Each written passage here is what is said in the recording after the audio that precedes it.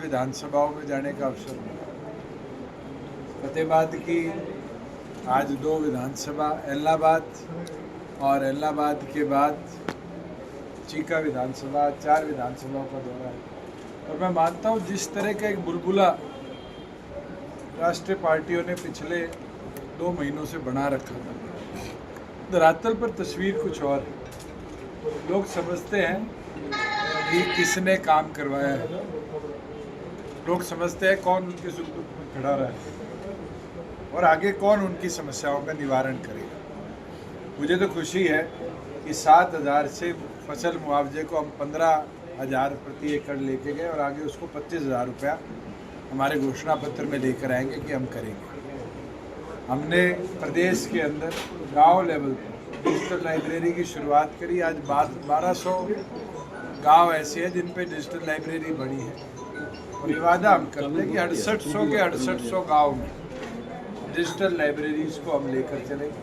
जैसे हमने महिलाओं को 50% पंचायती राज में आरक्षण देने का काम किया है, उसी प्रकार से आज स्कूल में टीचर्स हैं, लेक्चरर्स हैं, कॉलेज यूनिवर्सिटीज़ के अंदर प्रोफेसर्स हैं, इन सभी पदों में भी 50% का वुमेन रिजर्वेशन का कैप लगाएंगे कि हमारी बहनों को, बेटियों को शिक्षा के स्तर पर रोजगार के अवसर ज़्यादा मिले। और जिस तरह की घटनाएं अभी बंगाल में एक मेडिकल कॉलेज में हुई है और अलग अलग कॉलेजेस में हमने देखने को मिली है, जब महिलाओं की संख्या बराबर होगी तो कहीं ना कहीं वुमेन सिक्योरिटी जो एक बहुत बड़ा चैलेंज है उसको भी हम रेक्टिफाई कर पाएंगे। उसके साथ जहाँ गरीब बच्चों को शहरों में पढ़ाई के लिए आना पड़ता है, ठिकाने की व्यवस्था नहीं, हमने चौधरी देवीलाल छात्रावास सिरसा हो, संत कबीर छात्रावास हिसार हो, कई ऐसे मॉडल देखे हैं।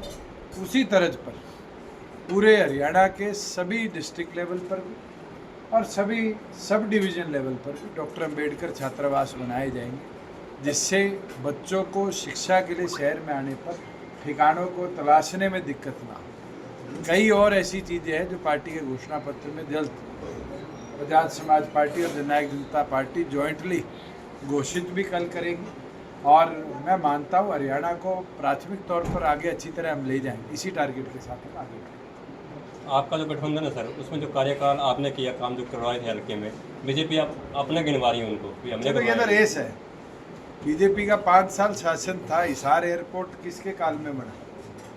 आप खुद फतेहाबाद के निवासी हैं। 5 साल बीजेपी का कार्यकाल रहा, मगर आप खुद मानते हैं सड़कों का उद्धार जो हुआ वो पिछले 4 सालों में हुआ।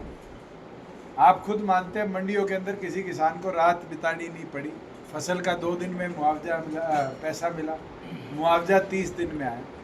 बीजेपी ये बताए कि 10 साल में उनने क्या किया और 10 साल में से पिछले 5 साल में क्या क्या अद्भुत चीज़ हुई। मैं तो कभी ये नहीं कहता कि मैं एमपी था, वो भी मेरा काम है जो विधानसभा में हो।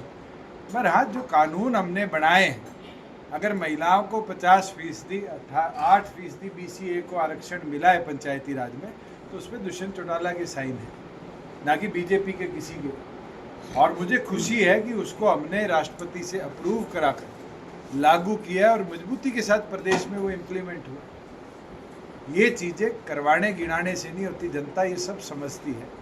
और जनता ये समझ चुकी है कि डिजिटल लाइब्रेरी, कम्युनिटी सेंटर गांव में कौन लाए, 2,000 रुपया प्रति व्यक्ति SFC का पंचायती राज में किसने दिलवाने का काम किया और पंचायती राज संस्थाओं को मजबूती किसने दी। एक बट्टू हल्के में जिस तरह जेजेपी जो उम्मीदवार है उनका जनादेश लगातार बढ़ रहा है जी, उससे बुखलाए जो कांग्रेस के प्रत्याशी हैं उनके भाई द्वारा एक वीडियो वायरल हुआ जिसमें धमकाया जा रहा है कि हमारे सामने क्यों खड़े हुए आप।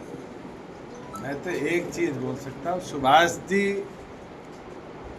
मजबूत व्यक्तित्व है। इनका परिवार 7 बार लगातार गांव के अंदर सरपंची संभाल चुका है और फतेहाबाद के कोने कोने तक व्यक्ति इनको जानते हैं और मजबूती के साथ आगामी 5 तारीख को चाबी का बटन दबाकर इनके पक्ष में वोट मिला। कांग्रेस ने मैनिफेस्टो जारी किया है जी, और उसमें जो शैलजा है वो किनारा करती नजर आई, उसमें मैनिफेस्टो के अंदर दिखी नहीं। ना तो मेरी उनकी पार्टी के मैनिफेस्टो से कोई लेना देना, ना कुमारी शैलजा जी हमारी पार्टी की सदस्य।